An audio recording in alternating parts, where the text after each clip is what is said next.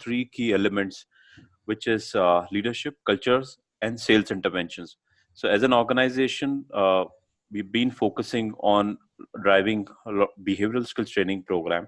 So there are two ways where organization partner with us. One is where the set needs are already identified, where your competencies are already defined, and you want external partners like us to come and execute the program. And that's the most easiest thing for us to deliver, because the needs are already identified and you need an expert to come and deliver the session. But what we enjoy doing is where an organization partner with us in solving a complex business challenge, and then they feel that somehow training can play a very important role in terms of meeting that business objective. And that's what our expertise lies in.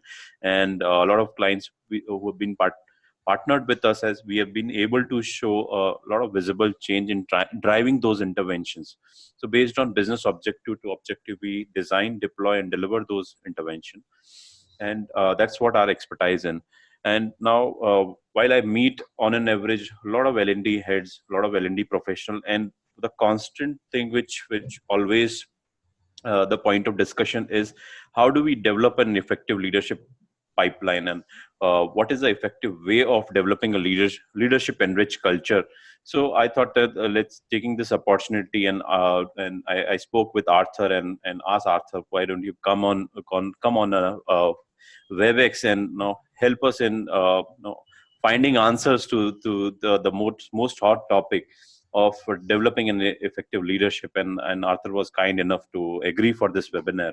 And so not taking much time, I'll just start with a short intro of Arthur, and then all over to Arthur. So Arthur has been ranked in top 10 of the world's top 30 thought leaders in both leadership and organization culture category by global gurus. Arthur has 25 years of rich experience in psychological approach to leadership and corporate culture transformation. He is a renowned motivational speaker, keynote speaker, and trainer in Asia region and advanced corporate training, with innovative techniques and tools have been acknowledged by some of the world's greatest organizations. He's a best-selling co-author of the book, The 6 Dimensions of Top Achievers, and author of Identity Intelligence, The Psychology of Selecting the Right Employee, and Lesson from the Monkey King. Arthur's tool and method have earned him and directive communication methodology accreditation from prestigious American Institute of Business Psychology. Arthur is a developer of CBCI, which is Color Brain Communication Inventory, and HDMA, emotional profiling tool used for psycho-productive management. These tools have been implemented across a variety of HR and leadership disciplines by numerous multinationals to generate greater efficiency of human capital. The unique linked implementation structure of Arthur tool and methods have earned him a directive communication methodology accreditation from prestigious American Institute of Business Psychology. So this was a short intro to Arthur and Arthur. So there's still 2 pages are left. So I thought let me make it short. So Arthur, over to you, and we all are eagerly waiting to hear from you. So all yours. All right, there will be a quiz at the end of this program on that bio. Let's see if you remember. Okay, so today we're going to go through a little story, and in this story, we're going to learn a little bit about what we call pre-leadership, which essentially is what you need to do in your organization in order to basically build an opportunity to be a great leader.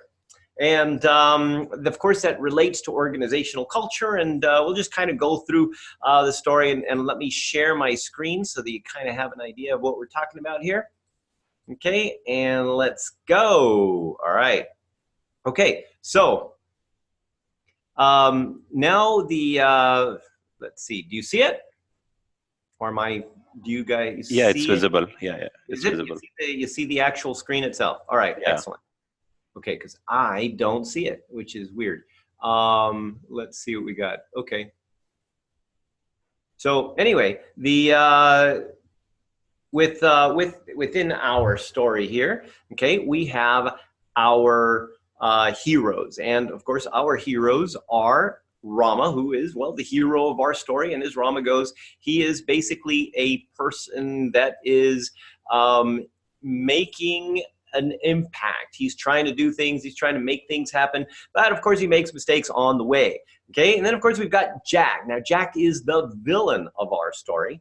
And as things go, well, basically, Jack is the lizard. And you know how lizards are. I mean, you've got lizards in India, and what they do is they react because they're using the lizard brain. And Jack essentially reacts to a lot of things, and he's essentially making life, well, basically not so much fun. All right, so you get, of course, Mary, and Mary is super smart. Mary is really capable. She understands things. In fact, Mary oftentimes can make much better decisions than her peers and even her bosses. Unfortunately, Mary suffers from a lack of courage, and she doesn't really like conflict. And so what ends up happening is that Mary ends up creating a very difficult situation for herself because she doesn't really speak up.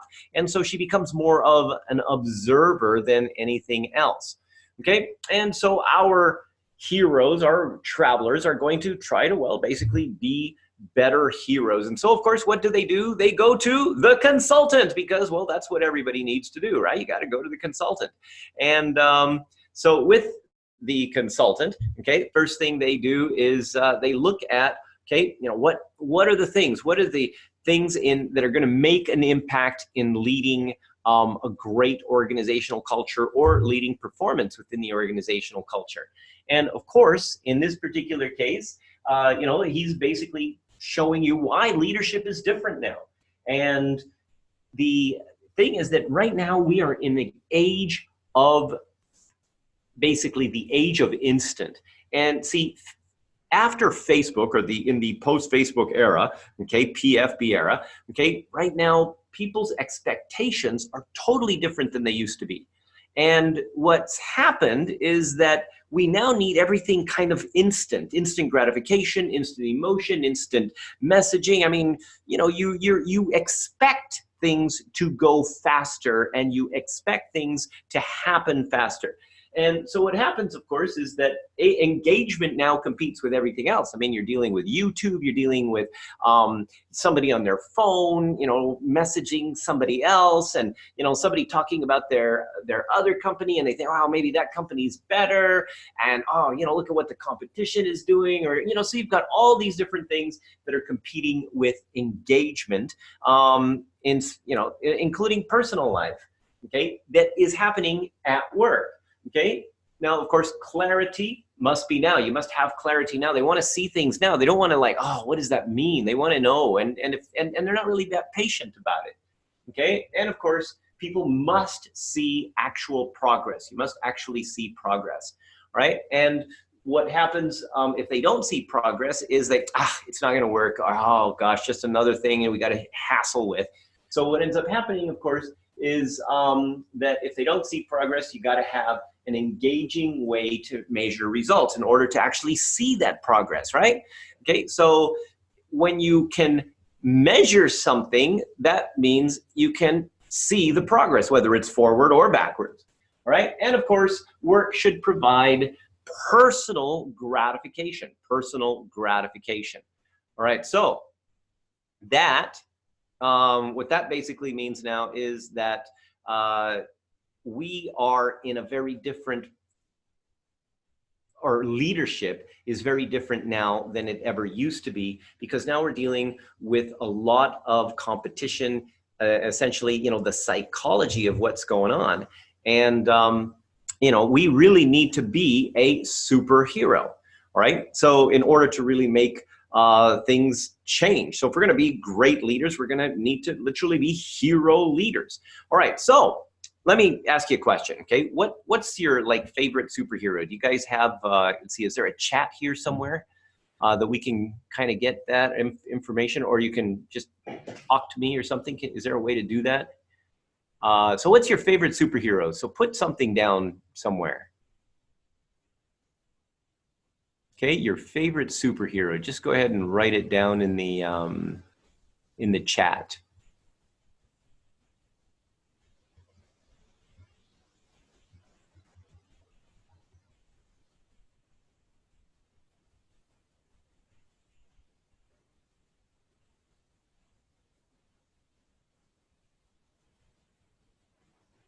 Okay.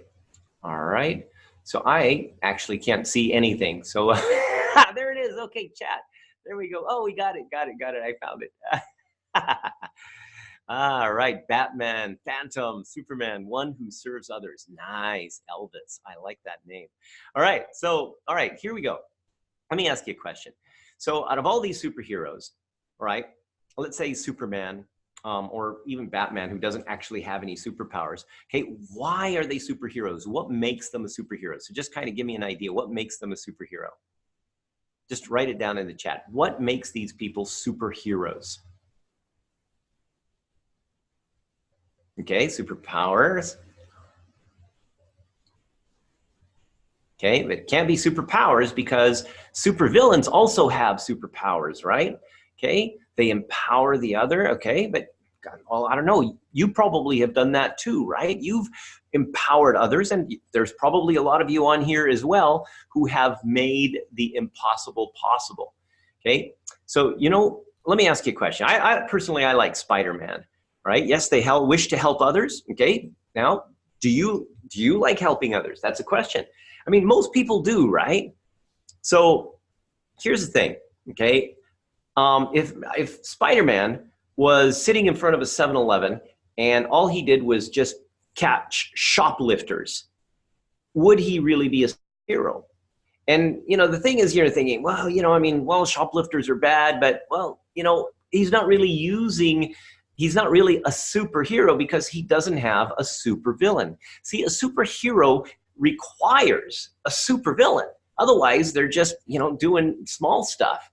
And it's the same kind of thing here. Oftentimes, what a lot of leaders are doing is they're looking at solving the little problems instead of solving the big problems. They're not looking at the root cause problems, and what they're doing is they're running around putting out fires, and they're going out here and they're doing this, and it's like, oh my gosh, I got to get, you know, this person to be like this, and oftentimes they're managing rather than leading.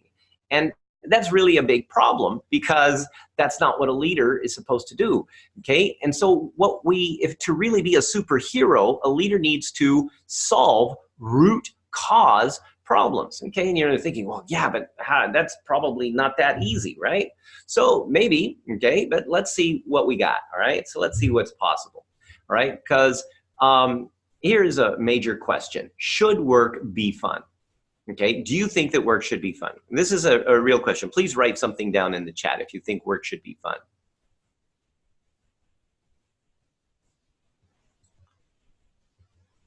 Okay, all right, so we got a lot of people say yes, yes, yes, awesome, awesome. Okay, so now here's the thing. Oftentimes, you know, people get, oh, you got to be serious. Okay, even though you know that work should be fun and you know that you're more engaged when work should be fun, okay, we oftentimes get so focused on something that we forget that it should be fun. And not just fun for us, but fun for others. And then what ends up happening is that we basically create an environment where, well, basically it's not as fun. And when it's not as fun, that also creates disengagement, right? Okay, so the, hang on. Okay, so our heroes go off to find some research. And let's kind of look at some of the different research that we've got. All right, so state of the workplace. You've probably heard this before. Gallup says that only like 13% of the global workplace is actively engaged, which basically means that they actually like going to work, that they're probably having some fun, and that they are, well, basically really interested in work. Right? Which basically means that the rest of everybody is either moderately engaged, which is like, well, I have to go to work and I should at least do my job, or disengaged, which, you know, they're basically just showing up for the paycheck and trying to get away with as little as possible. But here's the thing. They're not excited about work, but it doesn't mean that they weren't excited about work. I mean, think about it, okay? Remember when you first started working. You remember how excited you were? It's like, wow, you know, you've got like 5 years into the future, you're seeing, you know, what's going to happen in the company, and like even next year, and you know, you're going to see all these different value that you add and how people are going to notice you, and you've got this whole picture of what's going to happen, you know, as you progress in this job. And then after a while, well, that just kind of dies out because you get sucked into the culture and you find out that it wasn't really as cool as you thought it was going to be. Does that sound familiar? Okay, so here's the thing. If most people are very excited about their job when they start, and they stop being excited or become disengaged, it doesn't mean that they can't be engaged or that they're lazy people. It just means that the environment has not supported their passion and excitement and engagement. Does that make sense?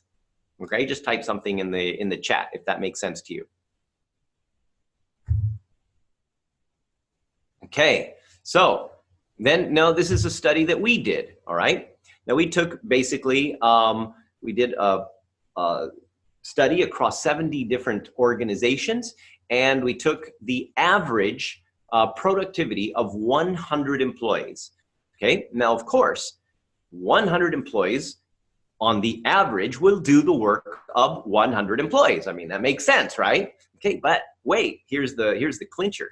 Okay, in a poor culture, 100 employees did the work of 68 employees. Now, if you think about it, okay, that means that's a 32% reduction off of the average, okay? So if you're kind of on a poor culture, that means that whatever you're paying your people, assuming that you want the average, is you're losing close to 32% of that wage. You're literally wasting it because your people are not working at the level that they have the potential to, right? But wait, there's more, because see, with the good cultures that were really good, we found that 100 employees did the work of 151 employees. Now that's a 51% increase in productivity based on the average, which means if you have a good culture, based on the average, you're getting basically 1.5 times the value of what you pay your employees. Okay, so you're actually getting real potential of the employee in a good culture. So the average is actually below the real full potential of each employee. So having a good culture essentially is what you need in order to get what you pay for when you hire people, if that makes any sense. All right? So now let's do as we move forward. Okay. So this is basically, you know, just kind of a little infographic on that to kind of show how that could really suck if you don't have a good culture. All right. And so then, of course, Tiny Pulse Research, they did some research that basically team collaboration and basically playing, having fun, these are the top things that people really like about their job. Okay, so why? Well, basically because life is a combination of environments, all right? So life is a combination of environments. So let's pretend that you have friends, okay? Or okay, how many of you have friends? Okay, so I mean real friends, not friends that like on Facebook.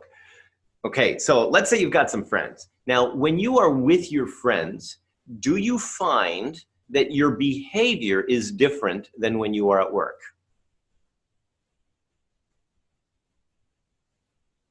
Right? Okay, and when you're at work and or with that group of friends, you also have different behavior than you have with your family, right?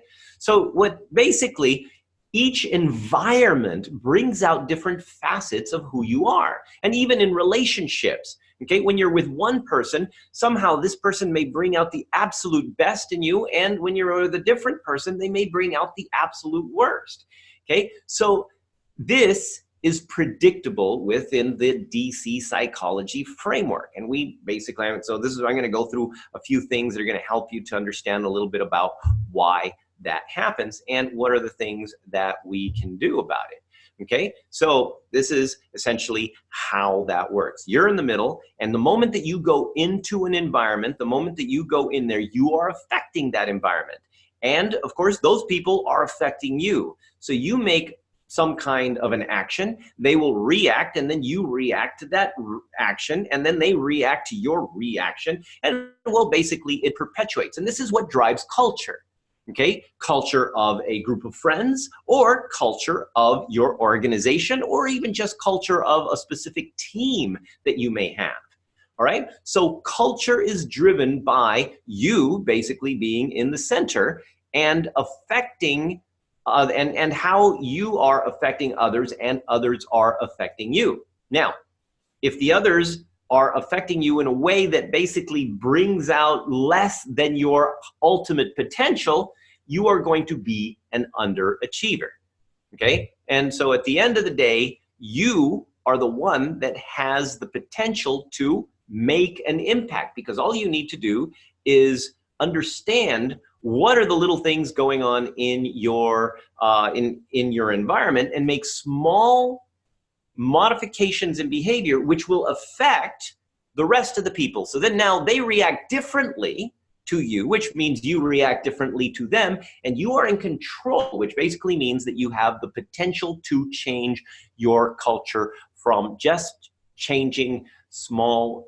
behaviors within how you deal with people. And of course, that is going to require some effort. All right, so let's kind of look at what is going on in the forest. So Rama and Mary and Jack are now off into the forest, and they are looking for the sword of awareness. Dun, dun, dun.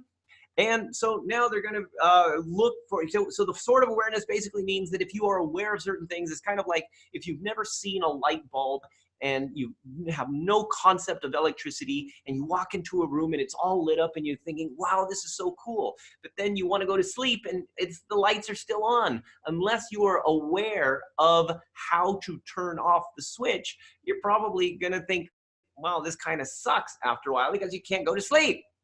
Okay? So awareness is the key, okay? And feedback is a leadership tool that affects emotions and environment, okay? So feedback is a tool, okay? Now, are you aware of the kind of feedback that you are giving? I mean, that's really the key, because remember, you are at the center of that environment. Right now, people are reacting to you, okay? So are you aware of that feedback?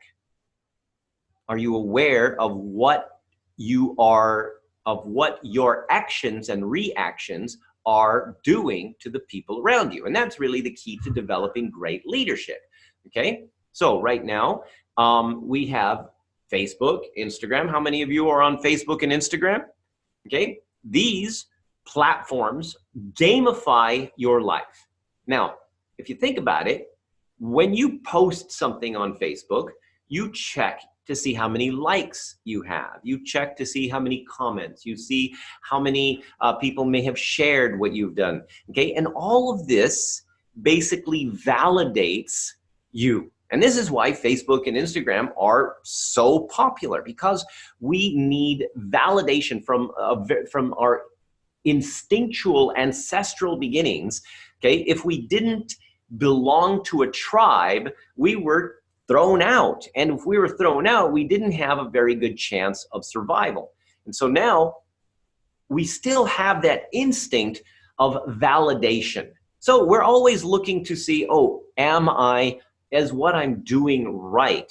Am I good at this? Okay, is this mistake going to be too bad, or am I going to have a problem with this person if I do this? Okay, and you're constantly looking at validation. Why doesn't this person understand me and my ideas, right? Okay, so in life, in general, we're doing this. But when we see how gamified Facebook and Instagram have made our life, okay, we can also take that and apply it to, well, work, productivity, and even, you know, I even used it to get my kids to write their book. Okay, and let me just quickly tell you a story here. Okay, so this is about feedback. Now, I used to be a child. Yes, actually, very true. I used to be a child. So when I was a kid, the feedback that I was getting from my teachers was essentially that I was an idiot. And, you know, eventually the teachers, because the teachers always used to compare me to all the other kids, and my spelling really sucked. And, well, basically, one day they called my parents, Mr. and Mrs. Carmazzi, your son Arthur is special, and we'd like to put him in the special kids class. Special, of course, being code word for stupid. And so off I went. And of course, this feedback constantly giving me that I was less than average. And so therefore, I ended up behaving less than average. And I found out that the more stupid that I acted, the more attention I got. And of course, I liked attention. So that feedback created a behavior and a perspective and an attitude that basically was not serving my ultimate future. But then the school changed the rules and they said, no, Arthur, you got to go to an algebra class before you can go to high school. I'm thinking, oh my gosh, algebra? Isn't that like math for smart kids? I can't do that. Okay, and so they said I had to go, so off I went. And as I went into this algebra class, of course, my very first report card was an F. Okay, so my teacher, Mr. Backus, I still remember him to this very day, had this very shiny bald head and these big thick glasses. He sat down and said, you know, Arthur, can you solve this problem? And he wrote some simple algebra problem on the board. And I went to do what they always make you do, show your work. He said, no, no, no, don't write anything down. Just look at it and tell me the answer. And I said, it's this. And he said, that's right. Okay. And then he wrote a different one. And he said, what's that? And he said, and I said, it's this. And he says, that's right. Hey, Arthur, would you like some extra credit? And I said, sure, I want to go to high school.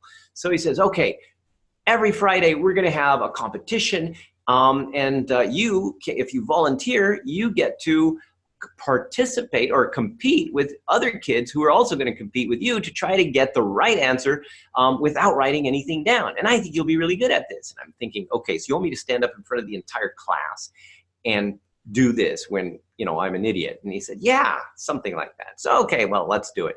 So Friday came along and I got up in front of the class, and it turns out that I'm really good at this game. But here's the thing, I'm good at this game in front of an entire class of other kids.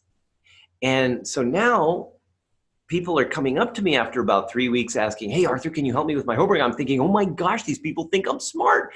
And so I was like, well, no, you know, my mom's calling. I got, you know, until one day, Lynn Pachalski, this beautiful 8th grade girl, came up to me and said, Arthur, can you help me with my homework? And I'm like, yeah.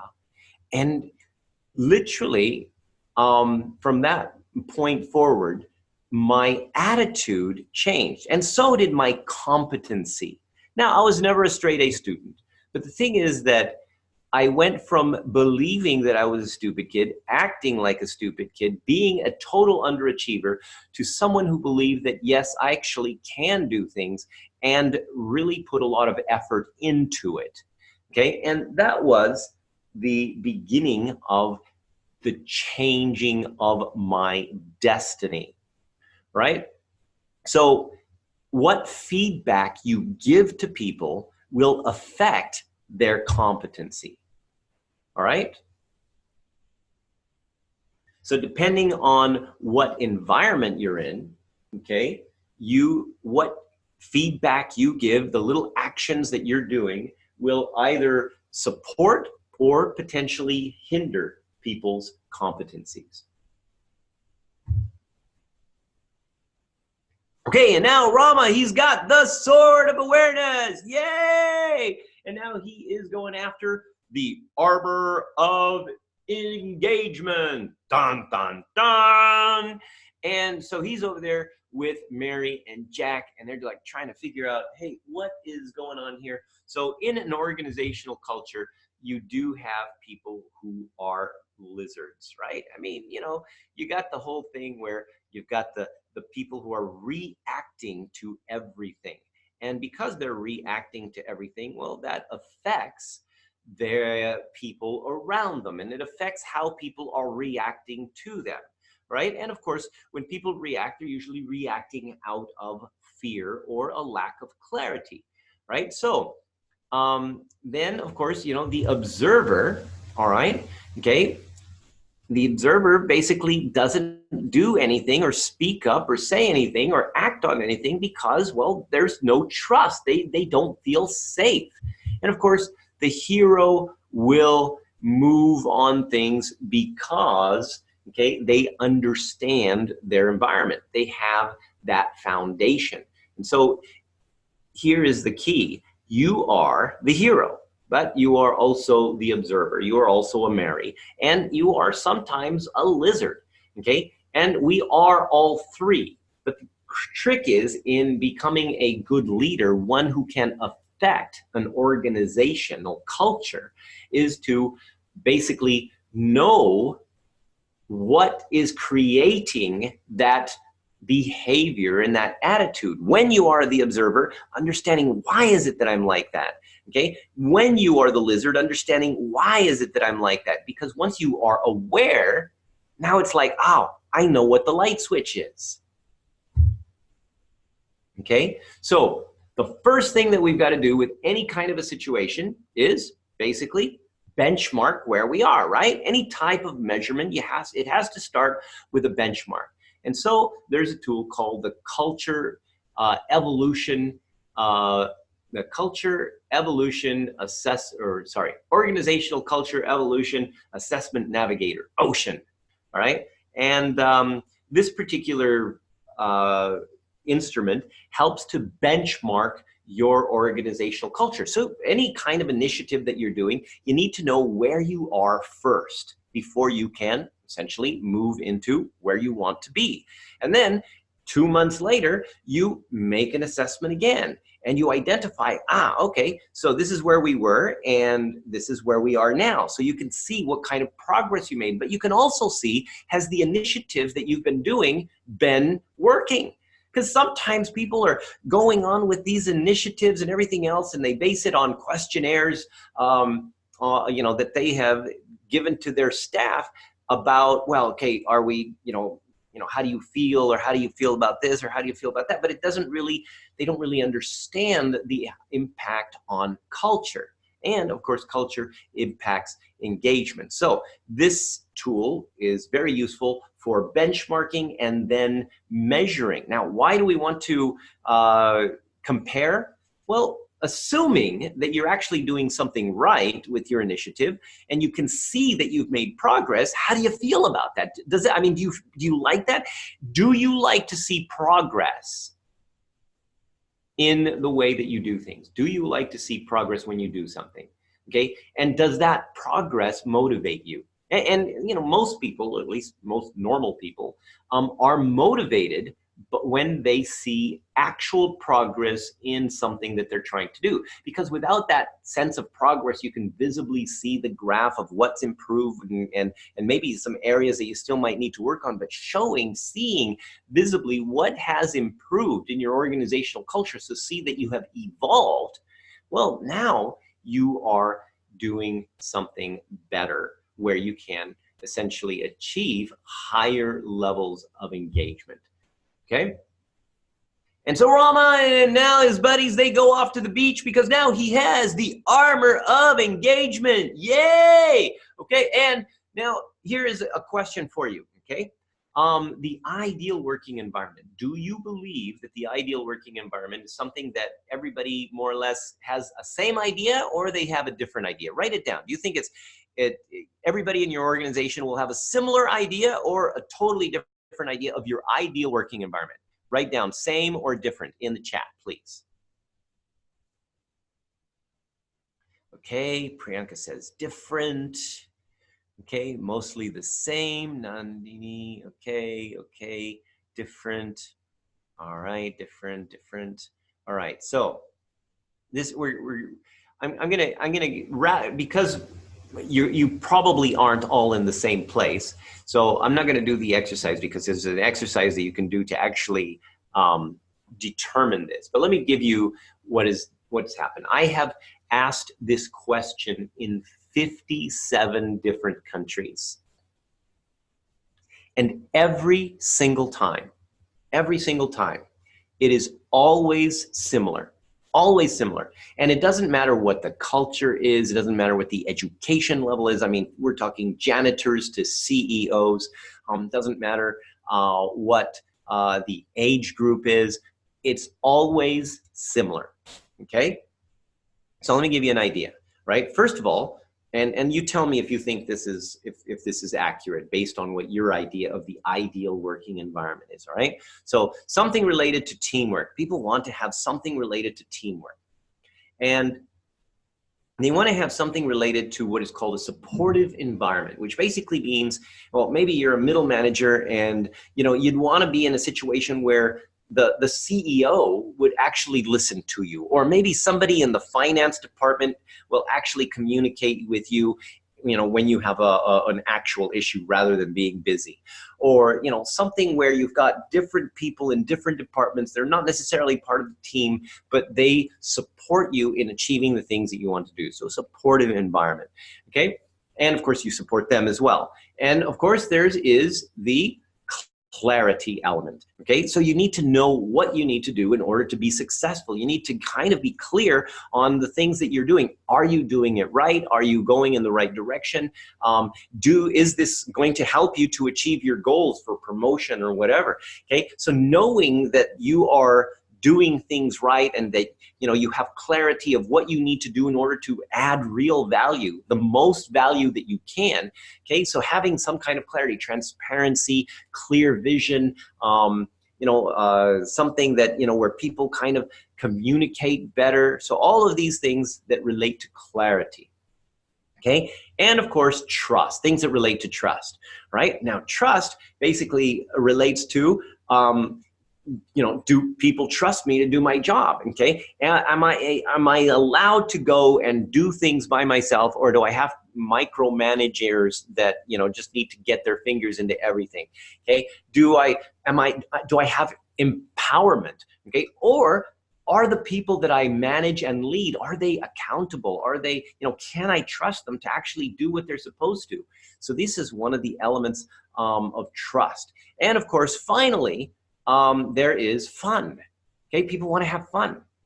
At the end of the day, that is what the 5 things that more or less people want in their organizational change. Does anybody disagree with this? Just write, no, I disagree, if you disagree with this in the chat. Okay, all right.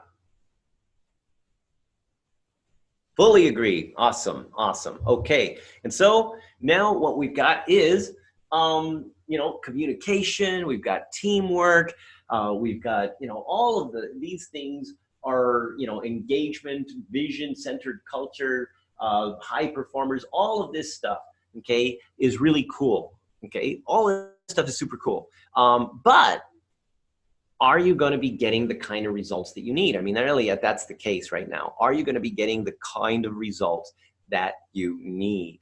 And are you getting those results right now? Okay, are you getting the kind of results that you really need to get that engagement? I mean, are people kind of working together? Are you getting these ideal working environment features? Okay, and if you're not, well, that means that you've probably got something wrong with your culture, and your leadership is not leading the culture in a way to create that. Okay, so now let's look at just kind of a definition of leadership according to Arthur. Okay, so in my case, I do not believe that there is a ideal perfect leadership model. Okay, I believe that each individual, based on their experience, their talents, their processes, their way of doing things and everything else, needs to create their own ideal leadership model that works for them. Trying to get somebody into transformational leadership or this kind of leadership model or servant leadership when they're just not like that is not sustainable. Okay, so helping individuals to go through an ideal leadership model that is specific to them is really going to be the key.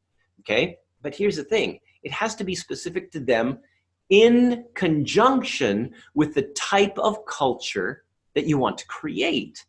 And oftentimes there's the mix match, right? You get the right person in the wrong culture, and that person becomes an underachiever, right? So by having this elements of awareness, you can really make a much bigger impact on the leadership. All right. And of course, Mary is, like just worried about being blamed and stuff. And this is why, because Mary doesn't feel safe. Now, have you ever been blamed? Okay, just write down if you've ever been blamed. All right.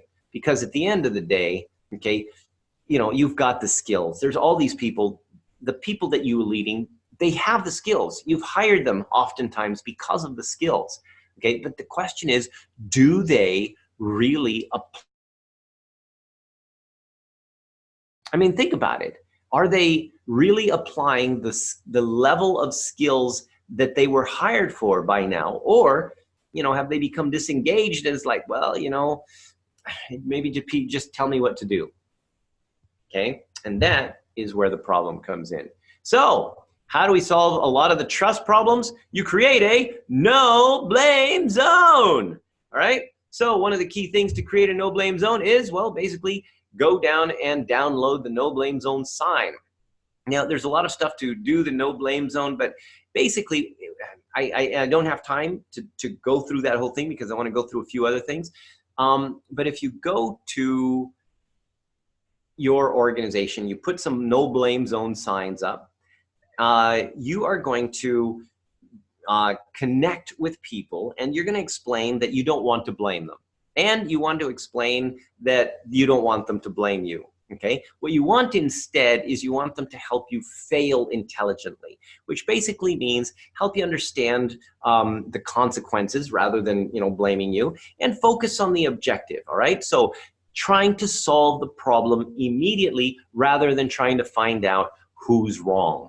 Okay? Because the moment you start to find out who's wrong, how do you feel? Okay? Basically, you're creating low trust environment, and people are going to just shut up and not say anything because they are operating out of fear and will not connect with innovation or be able to look at something that is like, hey, I'm going to take action on this. Oh no, because I might get blamed. Maybe I better not, right? So you want to get people to be proactive, innovative, especially now. Okay, and blame is one of those things that makes that very difficult. So you got to create a situation where there is no blame. Okay, now, of course, our heroes are, well, not really, looking at all kinds of stuff. And of course, these are, they're trying to move forward in, see what's going on. But let's look at what they are trying to achieve. So first of all, okay, what are the values that you want? Okay, so what are the values that you want? So if you're going to look at something and create a better organizational culture, if you're going to lead something, you've got to identify the values that you want. Now, I'm not talking about company values per se. Okay, but what are the values that you want people? If you get like 10 values, it's going to be too much. So you just try to figure out what are the values that you want people to have? What are the behaviors required to actually have those values? And that's a key thing.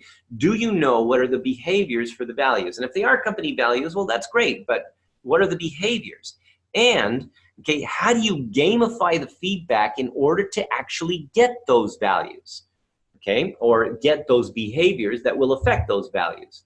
Right? And of course, if you get this, okay, if you focus on the behaviors and not the KPIs, if you measure behaviors, okay, that's going to give you an opportunity to measure things much more frequently. If you're measuring KPIs, you're going to get messed up. And of course, if you do this, Rama gets the super cape of awesomeness. Dun, dun, dun. And so this is where we understand that your end of the year review is going to be about KPIs and maybe your quarterly review, all this stuff. All of that's all cool, okay? But it's not going to get you quick engagement. I mean, think about it. If you have to wait 3 months or a year or half a year to say, oh, hey, how have I been doing? Oh, well, actually, I don't really remember how you were doing the first 5 months, but this last month, you made a big mistake and you suck. Okay, because that's what all the people remember is what happened recently. They don't remember what happened 6 months ago. Okay, so if you measure the behaviors, you can also correct behaviors much faster when they're starting to go down rather than when it's too late. Okay, and that requires some opportunity to measure stuff. Okay, and if we want to create some sustainability, we want to make this a little bit fun. So you could talk about superheroes. You create some themes. It's like, oh, okay. Like for example, at DCI, we've got these different levels of trainers that like there's the superhero trainer, and then there's the sidekick trainer, and all these different things that we do. And we've got the super friends that we also have, which are our basic, our top performing trainers and everything else. And so we've got all these little themes that we've kind of put into them, and these avatars just to make it a little bit fun. I mean, they don't really have superpowers. Well, some of them, maybe they do. But, the thing is that it makes it more fun when you do that. And of course, the whole thing is when you make things fun, it breaks the barriers. And now we get to start doing things like measure. So here, let me show you another tool that we use, okay? And this tool is called Squadli. And Squadli is a performance measurement tool that gamifies your behaviors or values. And there's some, if you go to squadli.com, it'll also have these videos on there where you can see how to measure or how you can gamify communication, how you can gamify values and behaviors.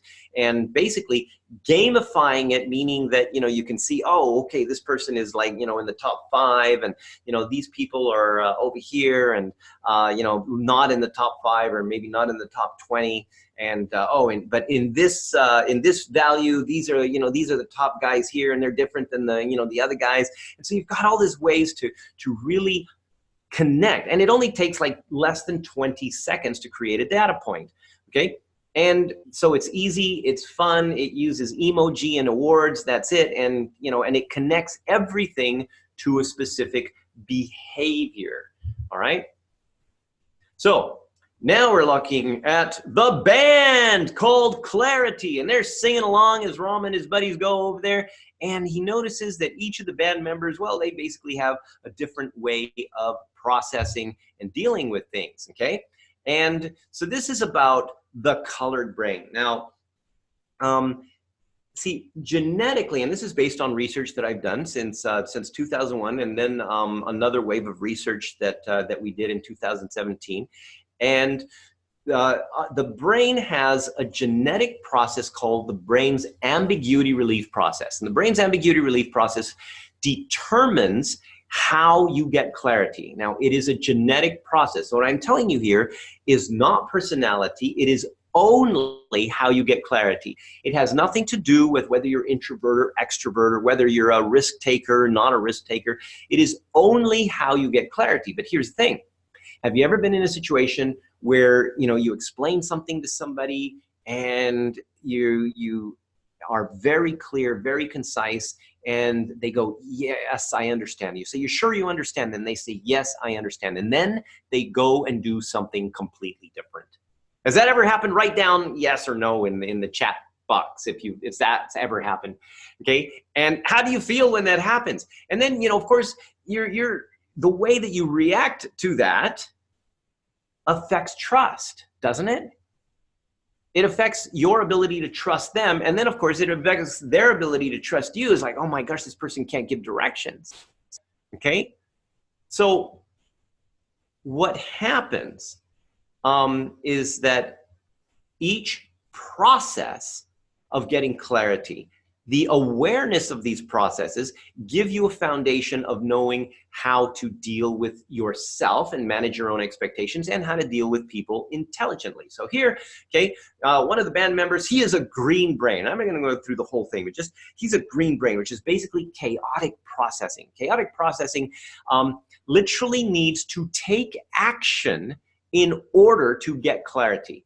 Okay, so that means in order to actually see something and be clear, they need to act on it. They need to kind of give you some, like, hey, what do you think about this? And ask you questions and get feedback and shape and reshape things as they move forward. But they need to move in order to get clarity. So they need to literally have a very active process in order to get clarity. So here you see they get a little bit of information, just a little tiny bit, then they take some action, then maybe they kind of analyze it, see how am I doing, a little bit more information, more action, analyze how's it going, more action. Okay, so this process is really cool if you understand that you're going to make a few more mistakes. But the thing is that even though you make more mistakes, this green brain chaotic processing recover faster from their mistakes than any other brain color. In fact, they recover so fast, sometimes people don't even know they made mistakes. And in some cases, their mistakes lead them to create better ideas to solve the problems even better as they're shaping and reshaping. Okay, then of course you've got the purple brain, or what we call relational processing. Now, relational processing, everything is connected, and it's all connected through data. Okay, unlike the green brain, which nothing is connected, and they need to connect it by taking action. So the purple brains, they get information. The more information they get, they don't have to actively do anything. The information just starts to kind of come into place and connect in every way. And what ends up happening is that now the purple brains start to see, okay, so I've got this information. Okay, so I've got option 1, I've got option 2, I've got option 3, and then they analyze the options, and then they choose the best option, and they move forward. Now, of course— Hi, Arthur. Yes. Arthur? Yeah, just wanted to give you a heads up, as we have scheduled the time for 1 hour. Maybe, so I thought it's 10 minutes. I'll give you a heads up so that we can invest some time for question answer also. Yeah. Okay. Thank you, Vrin. I'll just quickly finish up on the different brains, and then we'll go through there. Okay. So anyway, these are the red brain. Okay, which is basically linear processing, and linear processing basically needs structure. So they need to find structure or create structure in order to get clarity, which of course is different than, the other ones. And this again is an active process, okay? And they need to kind of get basic information first, kind of, connect, see how it all connects. And then if it's clear, take action. Then of course, the blue brains. Now, blue brains are what we call intuitive processing. And so everything is connected, but it's kind of connected through this kind of sense of things. So in order for a blue brain to get clarity, they kind of are reflecting and connecting and seeing and feeling everything that's kind of going on at the same time. Okay, and so their process is a little bit simultaneous, and basically they're also really good at multitasking. Now, one thing that I would like to offer you is I'd like you to go to coloredbrain.com sometime later, okay? And right now, this thing here, okay, is a code that you can use to take the colored brain test for free. So take a picture of it quick, because I'm moving on, okay, or write it down really quick. Okay, so this is a code, so you can take the colored brain test for free, all right? And so this will give you an insight into the colored brain, all right?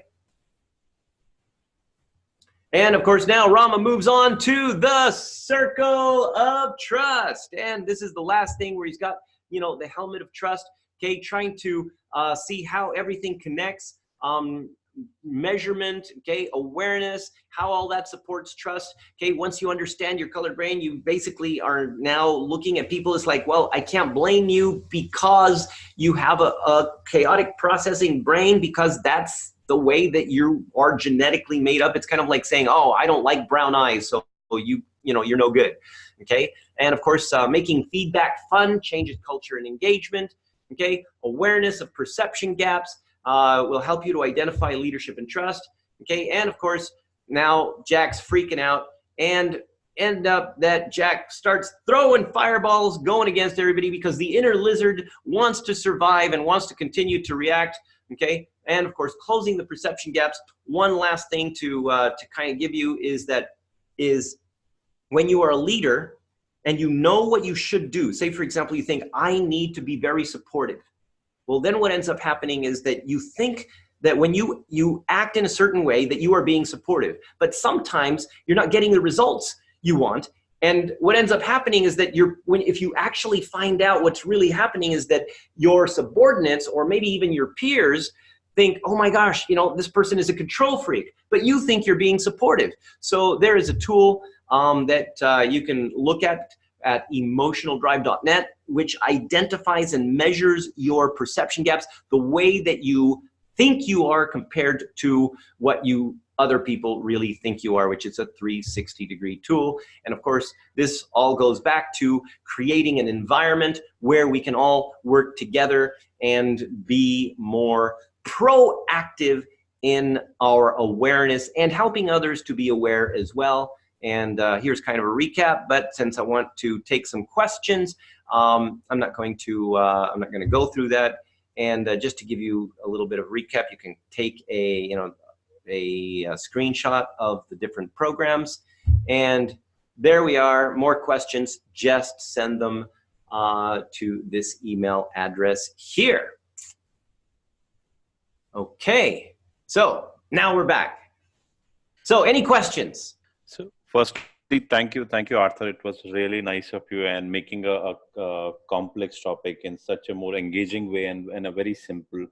And you spoke about different leadership and how culture versus productivity, how does it affect? You've shown some data, and also how each one of us can make a little modification and make changes and bring a lot of awareness about. And then moving to, you showed these amazing tools related to culture evolution tool, the Squadli, how the performance can be measured over a period of time rather than just waiting for a year end to look at. And of course, the color brain is one of my favorite, which I use very extensively with a lot of our clients where we are working and the last but not least, the emotional drivers. So all these tools are really engaging, and I'm sure participants who have attended this webinar has also got a fair idea about how we can use these tools and make a leadership, which is a very complex a topic, in a more simpler and more engaging way and more result oriented way.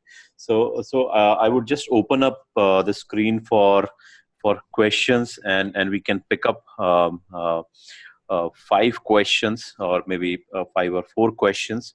So over to you. Anybody who would like to speak, just unmute and then you can speak, or if you can also write down in the chat section if you want to ask any questions related to this topic, or anything in your organization you're facing where you feel that where we can support you in meeting your learning objective. So open to the audience. Okay. Well, anyway, while you're thinking of it, just to let you know, the code that I gave you on the colored brain, that is going to connect everybody that's on this webinar. So you'll be able to see the colored brain of the people, the other people on this webinar, and they'll be able to see your colored brain. And you'll also see who's in your danger zone in the communication elements. So it'll be kind of fun. It's also gamified to help you improve your ability to deal with people and understand them. So any questions? Sumendo, I can see you're there. Nandini. Okay, Elvis is asking how to measure result. So Elvis, can you be very specific on which area of the result you're talking about?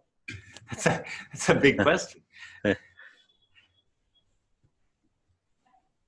How to measure behaviors. Okay. All right. So first of all, you have to identify what the behaviors are. So let's say, for example, you say, hey, one of the things we want is cross-departmental cooperation. All right. So that's oftentimes a big problem with a lot of the companies I work for, and I also do coaching for senior managers. And this is one of the biggest areas of pain. All right. So if you want cross-departmental cooperation, first of all, you have to define what that means. So what do people do if they are, going across department? Now, if one guy comes up with this whole list of what it should be, it's probably not going to be as accurate. But if you get people that are heads of departments and maybe a few managers and then maybe a few regular people then, from different departments, and you get them to come together and come up with some brainstorming on what those behaviors look like in about 1 hour, maybe 2, okay, you will be able to come up with a pretty good list of what those behaviors look like. And then you can identify, well, here's the list that we kind of fine-tuned and condensed into the behaviors from people at different levels that were going to be that are going to be applying the idea of cross-departmental cooperation. And if you exhibit any of these behaviors, depending on how well you exhibit it, you may get like, a 3-point emoji, or maybe you're going to get a 2-point emoji if it's pretty good. Or maybe you're going to get an award for, like maybe you're helping other people do it. Maybe you're going to get a leadership award because you're helping related to that specific behavior, because you're helping other people to do it as well.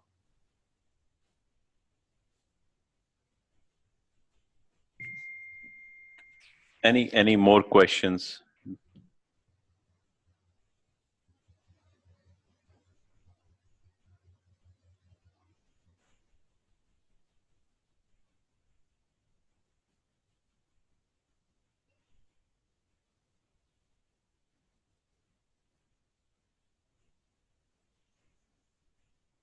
No questions? Wow, either I covered everything very well, or like you have no idea what I was talking about.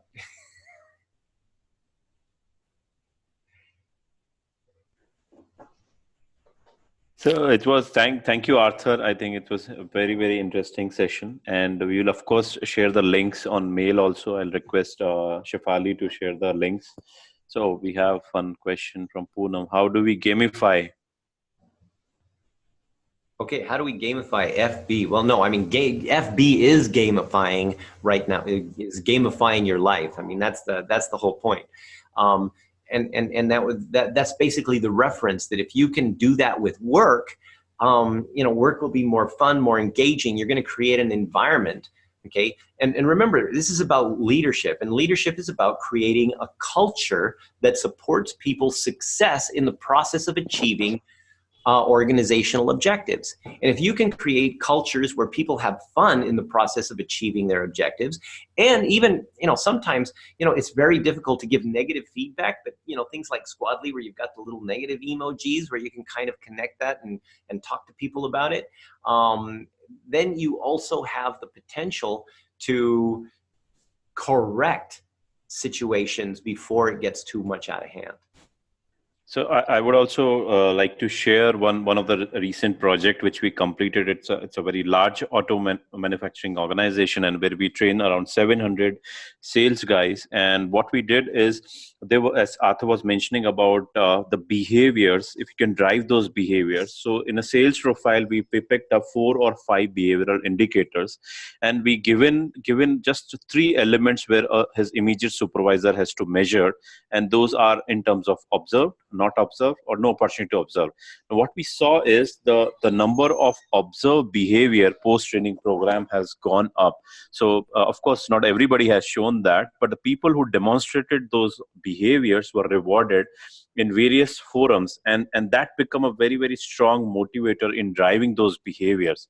And surprisingly, this project went for 6 months, and organization where we saw a change in sales numbers as well, and somewhere they were growing at 12 to 13%, and that 6 months we measured the sales numbers, and surprisingly it went to 32%.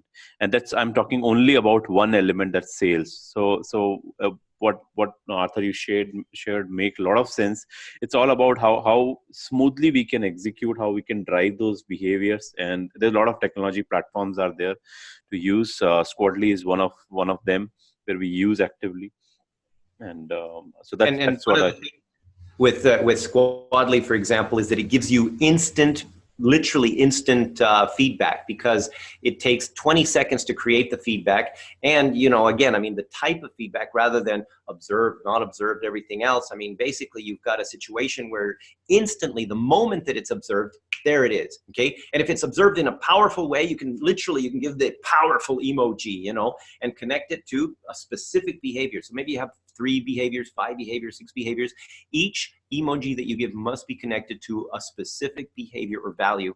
And of course, there should be a small 140 character little explanation, so that people know what it was exactly.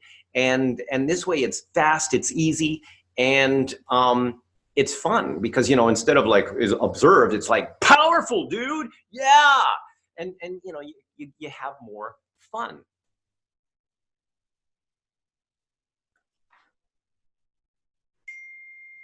So thank you, Arthur. It was really nice, and I thank all the audience for taking out your precious time to come for this event. It was just we are starting this series. It was the first one, and we'll be coming up with lot of more of such webinars. And thanks everybody for coming, and we would be sharing a small feedback to write us to make such kind of webinar more engaging, more meaningful, and overall objective how we can make your organization a better place where we improve in productivity, and as Arthur was mentioning, how we can create a environment where people feel, you know, fun coming to office daily. So thank you everyone. Thank you, Arthur, once again. My pleasure. Yeah. I'll figure out how to do this Zoom with the sharing next time, so it'll be easier. Sure. Thank you, Arthur. All right. Have a great day. Bye.